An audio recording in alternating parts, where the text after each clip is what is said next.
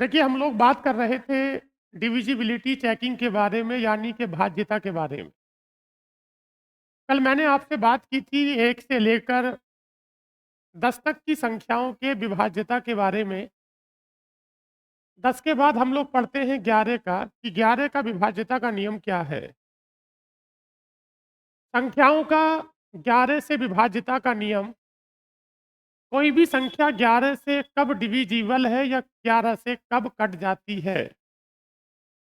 यदि कोई संख्या 11 से तभी विभाजित होगी जब संख्या के सम स्थानों पर स्थित अंकों का योगफल और विषम स्थानों पर स्थित अंकों के योगफल का अंतर या तो 0 हो या वो संख्या 11 से कटती हो। आप किसी भी संख्या का चुनाव कर सकते हैं। जैसे आपके पास संख्या लिखी है 92, 72, 824। 92, 72, 824। मैं इस बात की पुष्टि करता हूं कि संख्या 11 से कटती है या नहीं कटती है। तो कोई भी संख्या 11 से तब कटती है जब उस संख्या के सम स्थानों का योग और विषम स्थानों के योग का अंतर या तो 0 हो या वो 11 का मल्टीपल हो या संख्या 11 से कटती हो। अब इस बात का व्यवहारिक मतलब ये है कि सम और विषम जो अंक है वो तो एकांतर होंगे। तो मैं एकांतर अंकों के योगफल की बात करूंगा, अर्थात मैं 9 से लूंगा और 2 को छोड़ूंगा। 9 से कहाँ आऊंगा? 7 पर। और मैं 7 से कहाँ आऊंगा?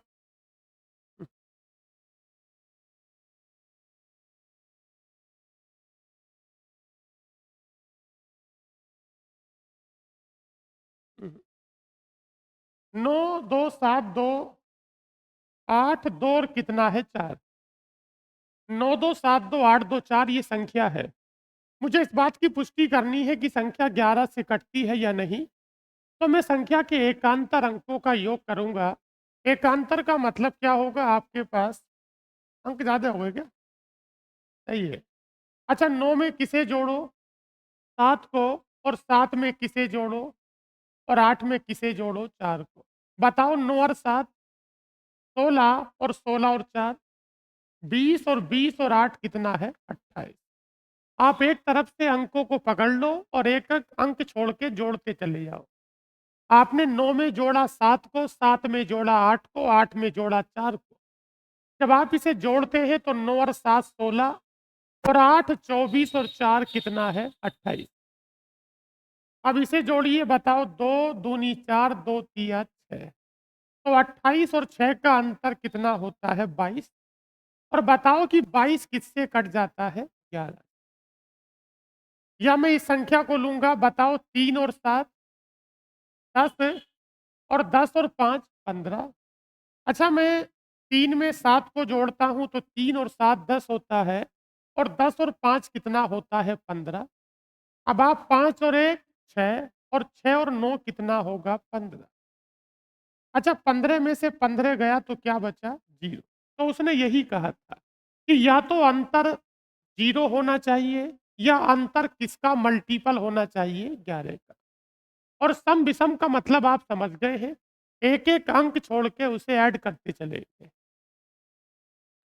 देखिए, 11 के बाद में रूल आता है 12 का। कोई भी संख्या 12 से कब कटती है? आपको पता है कि 12 का कोई व्यक्तिगत रूल नहीं है। तो कोई भी संख्या 12 से तब कटती है अगर मैं 12 के को प्राइम फैक्टर करता हूं तो 3 गुणा कितने होंगे? 4। तो कोई भी संख्या अगर 12 से कट रही है तो वो संख्या 12 से तब कटेगी जब पहले 3 से और बाद में किससे कटेगी? 4 से। कोई भी संख्या 12 से तब कटेगी जब पहले 3 से कटेगी और उसके बाद में 4 से कटेगी। अच्छा, मैंने इसके फैक्टर 2 और 6 क्यों नहीं करे? क्योंकि ये को प्राइम नहीं है। जब कभी भी किसी बड़ी संख्या का डिविजिबिलिटी का रूल हमें चेक करना है, तो हमें उसके को प्राइम फैक्टर करने होंगे। को प्राइम के पीछे की वजह मैं यहाँ बता दूँ, कोई भी संख्या 12 से तब कटेगी जब वो पहले 3 से कटेगी, उसके बाद 4 से कटेगी। और अगर मैं 2 और 6 कर लेता हूँ, तो इस बात का मतलब हुआ कि संख्या पहले किससे घटे, 2 से, और उसके बाद किससे घटे। लेकिन आपको पता है कि अगर मैं खुद संख्या ले लेता हूँ 18, क्या ले लिया मैंने? क्या 18 2 से कटता है? और 6 से भी कटता है, लेकिन 18 12 से नहीं कटता है। इसका मतलब कहीं रूल में गड़बड़ी हो गई है। तो इस बात का सीधा मतलब है कि आपको को प्राइम फैक्टर लेने होंगे, तो 3 और 4 से काम चलाना होगा। अब आता है 13 का रूल। जैसे आपने 7 का रूल समझा वैसे ही 13 का है।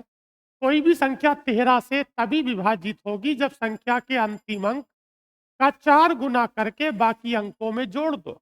हम 7 में क्या कर रहे थे?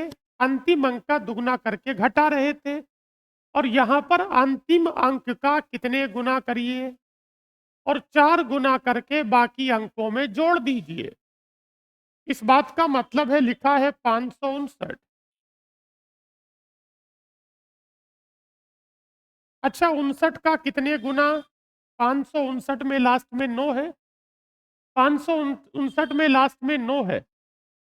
अगर मुझे 13 के इस रूल का पता करना है तो अंतिम अंक का 4 गुना करो। बताओ, 9 चौक 36। यहाँ पर 36 को जोड़ दो, क्या 91 हो जाता है? और 91 किससे कटता है? 13 से। अगर अंतिम अंक का 4 गुना करके बाकी अंकों में जोड़ रहे हैं और अगर संख्या कट रही है तो फिर वो पूरी संख्या 13 से कट जाएगी। बात क्लियर है आपकी? अगला देखिए क्या है। 13 के बाद रूल किसका आता है? 14 का। आपको पता है कि 14 का मतलब होता है 2 सत्ते 14। 14 का मतलब होता है 2 सत्ते 14। कोई भी संख्या 14 से तब कटेगी जब वो पहले 2 से कटे और उसके बाद 7 से कटे। तो क्या ये संख्या 2 से कटती है? 476। आपको पता है कि ये संख्या 2 से कट जाती है क्योंकि इस संख्या का अंतिम अंक 2 से कट जाता है। और संख्या 2 के साथ किससे कटनी चाहिए? 7 से। इसे 7 से काट के देखो, बताओ 7 छंग और 7 अट्ठे 56। अगला प्रश्न है, देखिए अगला रूल है 15 का। क्या आपको पता है कि अगर आप 15 की बात करेंगे तो बताओ 15 के फैक्टर कितने हो जाते हैं? 3 पंजे 15। 15 के को प्राइम फैक्टर 3 5 ही होंगे। आपने 15 के फैक्टर कर लिए तो 3 और 5 हो गए। कोई संख्या 15 से तब कटेगी जब वो पहले 3 से कटे और उसके बाद 5 से कटे। और आपको पता है 3 का रूल क्या है? कोई भी संख्या 3 से तब कटेगी जब उस संख्या के अंकों का योग 3 से कटेगा। और 5 से तब कटेगी जब अंतिम अंक 5 से कटेगा, मतलब 0 या 5 होगा। ठीक हो गया?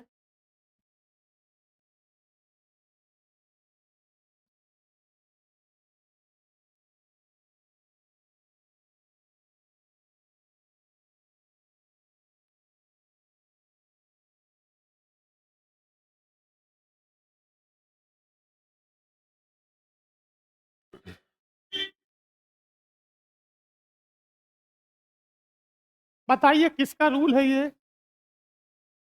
ये 16 का विभाज्यता का नियम है। कोई भी संख्या 16 से तब कटेगी। एक बात मैं आपको बता दूं याद रखने के उद्देश्य से। देखिए, 2 की पावर 1 मतलब 2 होता है। 2 की पावर 2 मतलब 4 होता है। और 2 की पावर 3 मतलब 8 होता है। और 2 की पावर 4 मतलब 16 होता है। याद रखने के उद्देश्य से मैं आपको बता दूं, 2 की पावर 1 मतलब 2 होता है, 2 की पावर 2 मतलब 4 होता है, और 2 की पावर 3 मतलब 8 होता है, और 2 की पावर 4 मतलब 16 होता है। इस बात का मतलब है कोई भी संख्या 2 से तब कटेगी जब अंतिम अंक कटेगा। कोई भी संख्या 4 से तब कटेगी जब अंतिम कितने अंक? 2 अंक। कोई भी संख्या 8 से तब कटेगी जब अंतिम कितने अंक?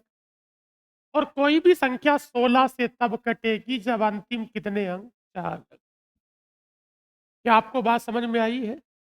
अगर हमें पता करना है कि कोई भी संख्या 16 से कटती है या नहीं, तो वो 16 से तब कटेगी जब अंतिम 4 अंक किससे कटेंगे? 16 से, या लास्ट के चारों अंक क्या होने चाहिए? 0 होने चाहिए। अगर मैं बात करता हूँ, ये गलत है, यहाँ पर 48 कर लो। ये 40 नहीं, यहाँ पर क्या कर लो? 48। अच्छा बताओ, संख्या किससे कटनी चाहिए? 16 से। तो कोई भी संख्या 16 से तब कटेगी जब उसके अंतिम कितने अंक? 4 अंक। कोई भी संख्या 16 से तब कटेगी जब उस संख्या के अंतिम 4 अंक कटेंगे। अच्छा बताओ, 16 पंजे और 16 तिया 48, क्या कट गया? अंतिम 4 अंक अगर कट गया है तो वो संख्या 16 से कट जाए। अगला देखेंगे, ये नियम किसका आता है? 17 का। अच्छा मुझे एक बात बताइए, इसने कहा है कि कोई भी संख्या 17 से तब कटेगी जब अंतिम अंक का कितने गुना करिए, और अंतिम अंक का 5 गुना करके बाकी अंकों में से घटा दो। अगर बची हुई संख्या 17 से कटती है तो पूरी संख्या 17 से कट जाएगी। अच्छा बताना जरा, ये 500 कितना है? 44। इसने अंतिम अंक का कितने गुना कहा? 5 गुना। अच्छा, जो अंतिम अंक हमारे पास है वो 4 है। जब 4 का 5 गुना करेंगे तो 20 होगा। अंतिम अंक का 5 गुना करिए, जितना भी आता है उसे बाकी अंकों में से घटाइए, तो क्या ये 34 हो गया? और बताओ 34 किससे कट जाता है? 17 से। अगर 34 17 से कट जाता है तो ये संख्या 17 से कटेगी, और अगर नहीं कटता है तो ये संख्या 17 से नहीं कटेगी।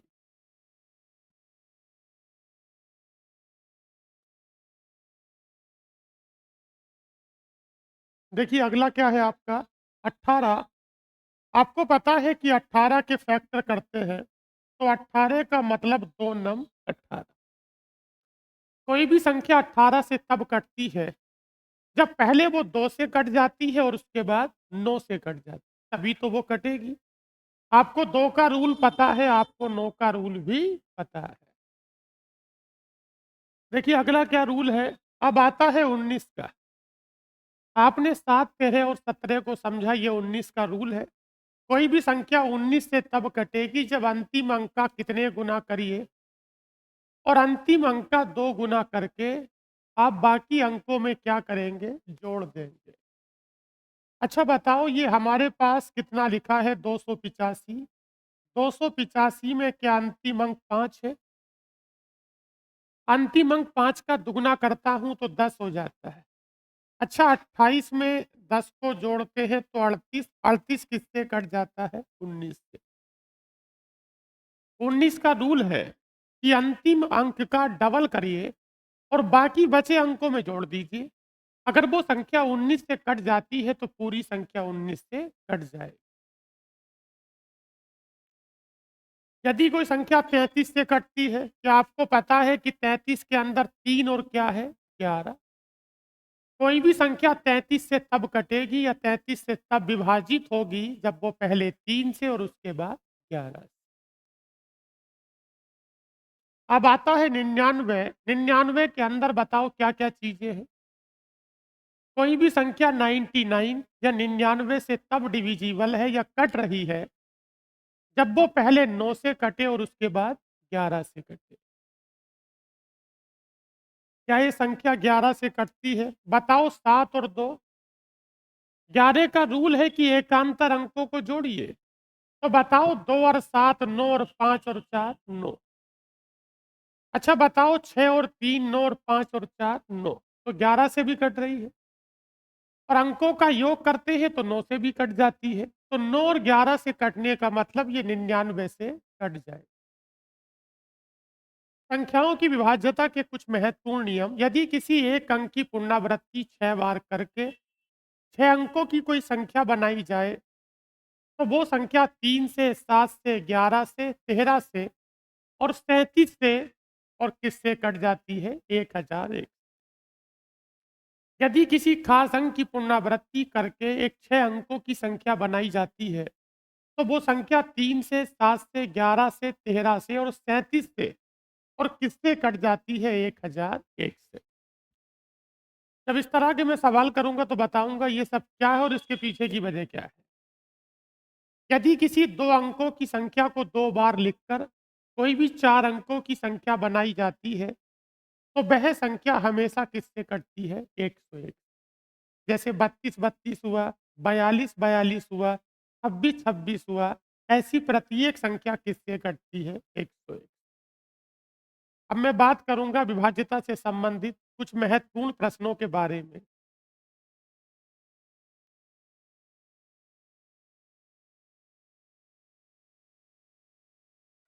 अच्छा मुझे एक बात बताइए, ये संख्या किससे कटती है?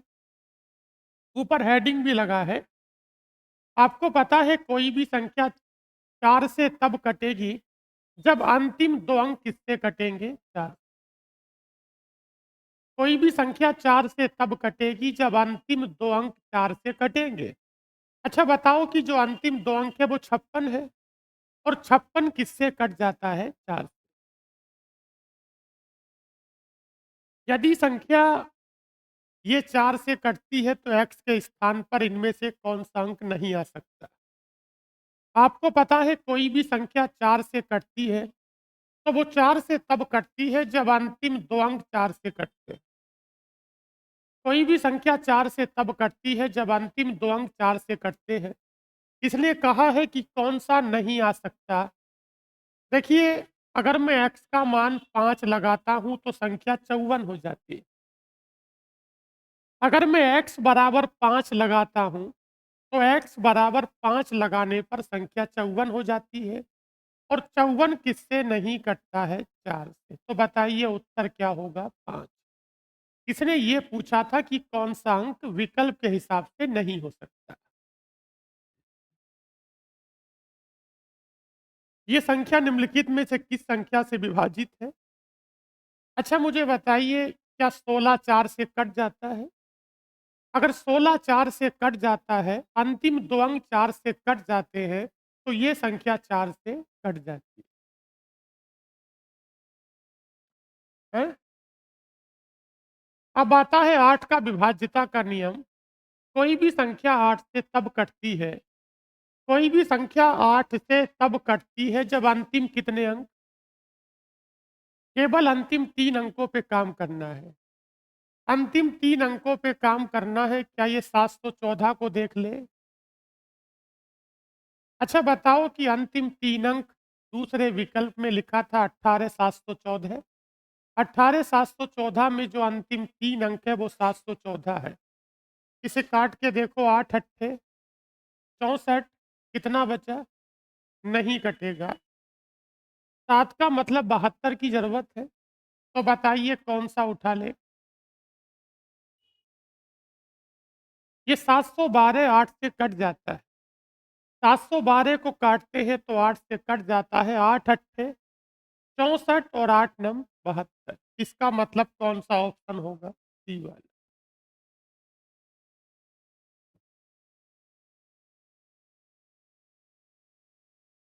अगला प्रश्न देखेंगे। वह छोटी से छोटी संख्या ज्ञात करें, इस संख्या में से घटाने पर वो संख्या किससे कटती हो? 8 से। आपको पता है कि वो घटाने के लिए कहे, वो जोड़ने के लिए कहे, लेकिन जब मेरा सवाल 8 से विभाजित करने का है, 8 का सवाल है, तो मुझे अंतिम कितने अंकों पे काम करना पड़ेगा? मैं केवल अंतिम 3 अंकों पे काम करूँगा, संख्या है 326। मेरा सवाल अगर 8 का नहीं होता, किसी और संख्या का होता, तो मुझे पूरी संख्या को भाग लगानी पड़ती। लेकिन मेरा सवाल 8 का है, 8 के रूल का है, तो मुझे अंतिम 3 अंकों पे काम करना होगा। और जब कभी भी ये कहे कि क्या घटा दें, तो हमें पूरी संख्या को भाग लगाना होगा। बताओ 8 चौक 32 मतलब हो गया 320। बताओ रिमाइंडर क्या बचा? 6। तो जो रिमाइंडर बचता है वही घटाया जाता है, तो मुझे क्या घटाना होगा? 6। 8 का सवाल है, हम पूरी संख्या पे काम नहीं करेंगे, हम अंतिम 3 अंकों पर काम करेंगे।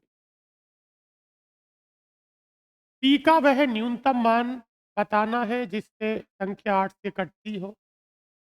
अच्छा मुझे बताइए कोई भी संख्या 8 से कब कटती है? कोई भी संख्या 8 से तब कटती है जब अंतिम 3 अंक कट जाते हैं। कोई भी संख्या 8 से तब कटती है जब अंतिम 3 अंक कट जाते हैं। क्या इसने सबसे छोटा मान कहा? तो बताइए कि हम क्या लगा सकते हैं? हम 0 लगाएँगे। आपके ऑप्शन के हिसाब से जो सबसे बेहतर विकल्प है, न्यूनतम मान के तौर पर आपको क्या लगाना होगा? 0। 0 48 क्योंकि 8 से कट जाता है, 8 छंग 48। तो क्या उत्तर होगा? 0। अच्छा मुझे बताओ निम्नलिखित में से संख्या किससे कट रही है? क्या इस संख्या के अंतिम 3 अंक 216 हैं? इस संख्या के अंतिम 3 अंक 216 है, तो क्या ये संख्या 8 से कट जाती है? ये 8 से कितनी बार कट जाती है? 27 से। ठीक हो गया?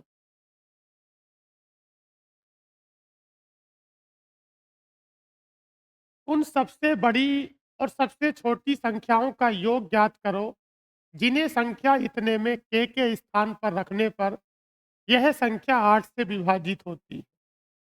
आपको पता है कोई भी संख्या 8 से तब कटेगी, कोई भी संख्या 8 से तब कटेगी जब अंतिम 3 अंक 8 से कटेंगे।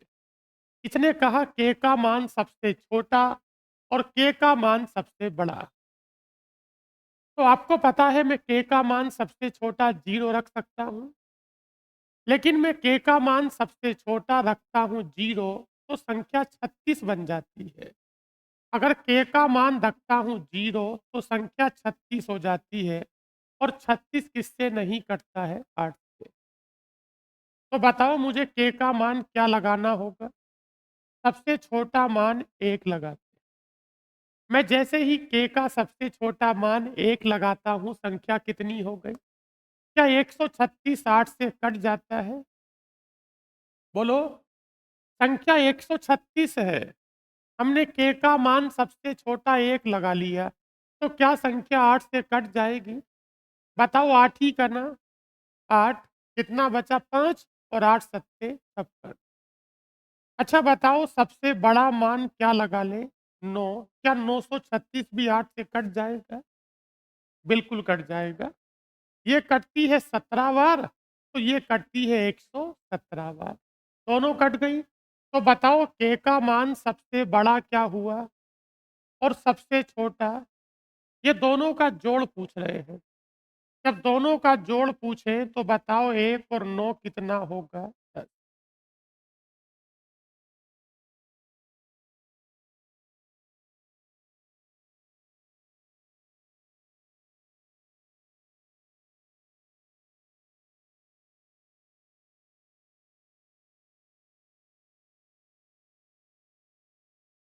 अगला प्रश्न देखिए,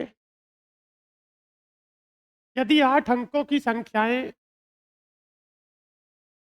1, 2, 3, 4, 5, 6 और एक्स वाई 8 से विभाज्य है, तो एक्स कोमा वाई के कुल कितने संभावित मान होंगे? अच्छा आपको पता है कोई भी संख्या 8 से तब कटती है जब उस संख्या के अंतिम 3 अंक 8 से कटते हैं। कोई भी संख्या 8 से तब कटती है जब उस संख्या के अंतिम 3 अंक 8 से कटते हैं। तो बताओ सबसे पहले मुझे एक्स और वाई के मान क्या लगाने होंगे ताकि वो संख्या 8 से कट जाए? क्या मैं दोनों का मान लगा लूँ 0, 0? जब एक्स का मान लगाते हैं 0 और वाई का मान लगाते हैं 0 तो क्या संख्या 600 हो गई? और बताओ 600 किससे कट जाता है? 8। अब अगर आप मान लगाने के चक्कर में पड़ेंगे तो आपका समय खराब होगा। मान खुद ही निकल कर आएँगे, बस मुझे ये बता दो कि अगर सबसे पहले कटने वाली संख्या 600 है, जो 8 से कटती है, तो क्या अगली संख्या 608 होगी? अगली संख्या 608 होगी। 608 संख्या निकालने के 2 तरीके हुए, क्या? x बराबर 0 और y बराबर 8 और एक तरीका ये हुआ कि संख्या 600 में कितना जोड़ दिया? 8 जोड़ दिया। बताओ 608 के बाद 616 ठीक होगा? अब मैं चलता रहूँगा ऐसे ही, या तो सभी संख्याओं को लिख लो, नहीं तो एक तरह की समांतर श्रेणी बन जाएगी, उससे भी काम चल सकता है। अच्छा, पहली संख्या 600, दूसरी 608, फिर 616, उसके बाद 600, 624 कितना जोड़ रहे हैं? 8-8 जोड़ते चले जाओ। बताओ 600,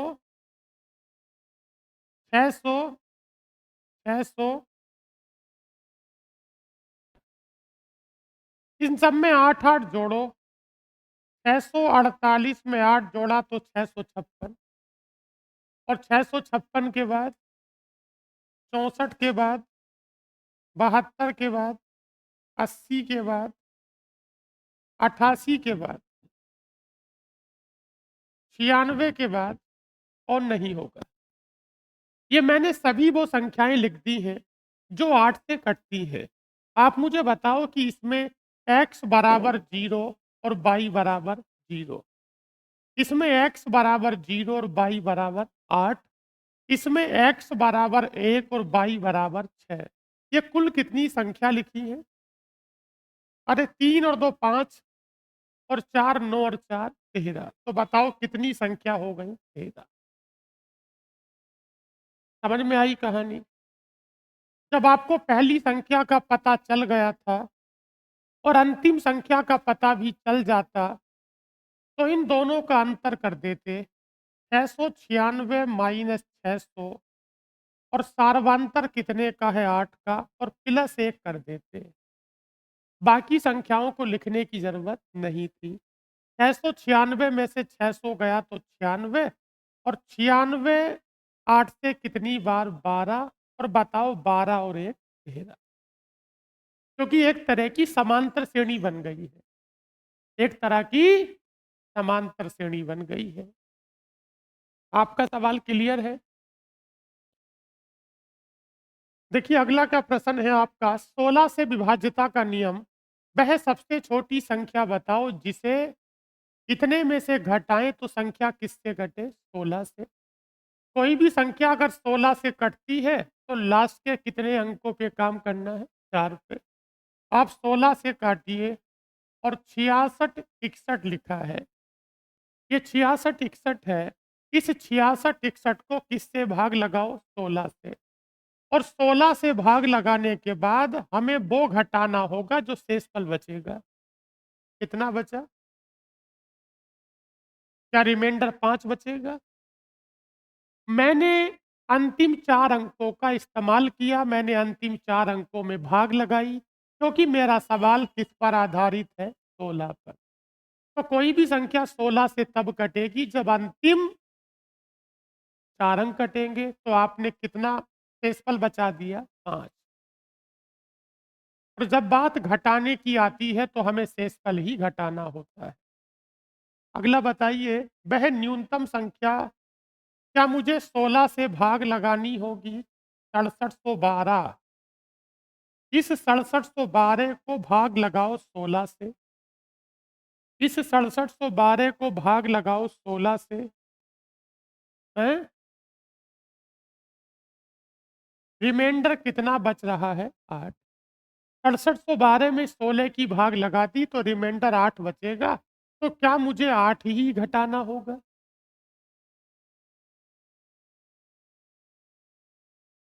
निम्नलिखित में से कौन सी संख्या 16 से विभाजित नहीं है? बताइए कौन सी संख्या 16 से नहीं कटती है? कोई भी संख्या 16 से तब कटती है। एक बात मैं बता देना चाहता हूँ, कोई भी संख्या अगर 16 से कटती है तो 16 के अंदर 4 भी तो है। कोई भी संख्या 16 से कटेगी तो 16 से तब कटेगी जब पहले 4 से कटेगी, और कोई भी संख्या 4 से तब कटती है जब अंतिम 2 अंक 4 से कट जाते हैं। बताओ क्या 26 4 से कटता है? नहीं कटता है। इसका मतलब जब ये 4 से नहीं कटेगी तो 16 से नहीं कटेगी। अब आता है 3 से विभाज्यता का नियम।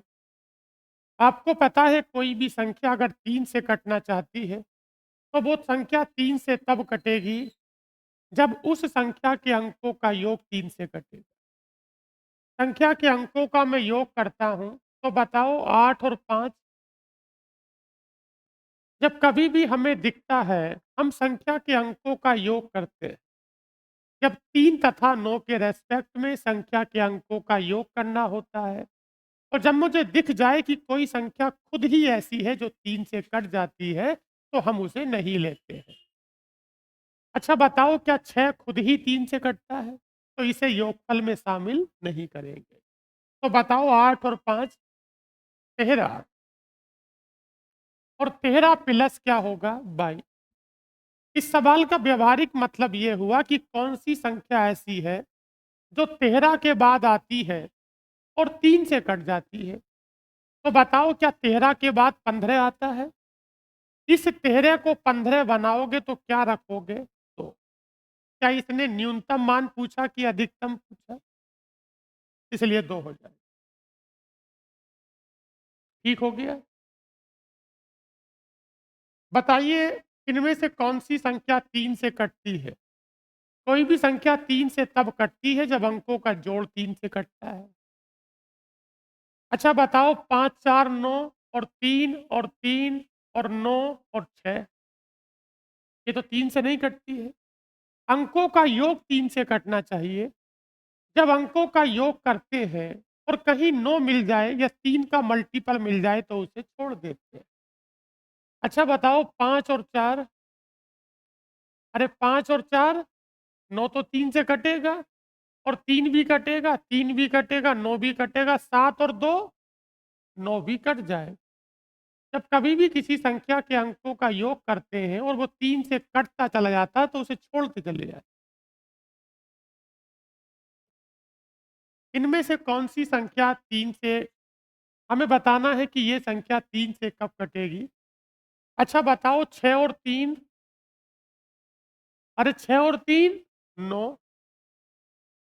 अरे 5 और 4 9, और 3 से 3 कटा तो क्या बचा 8। 8 और प्लस कितना होगा ए। अच्छा, ए का मान क्या लगा दें?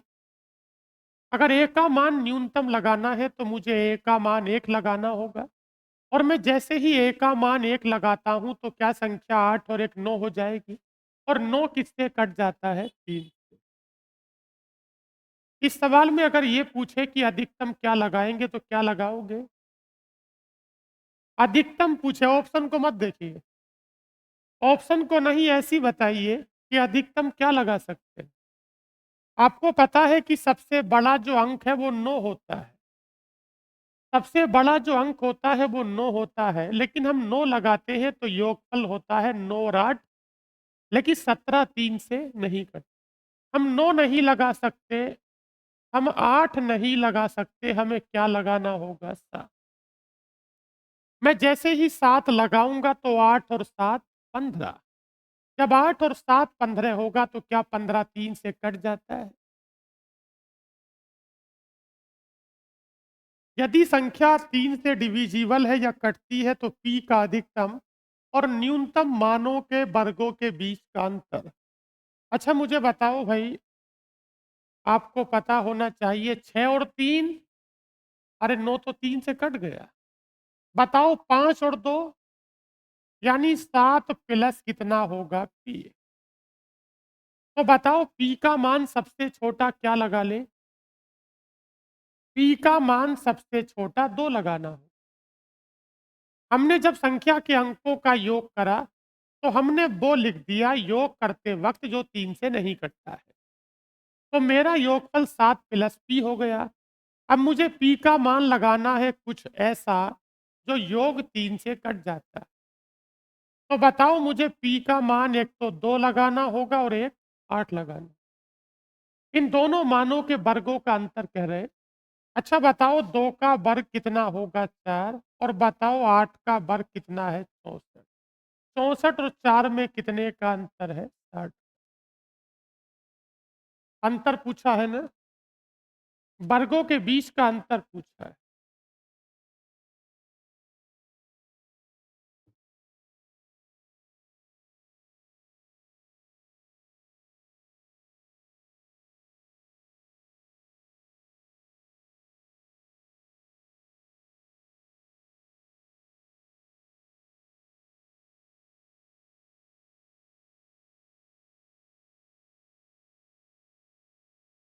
देखिए अगला प्रश्न,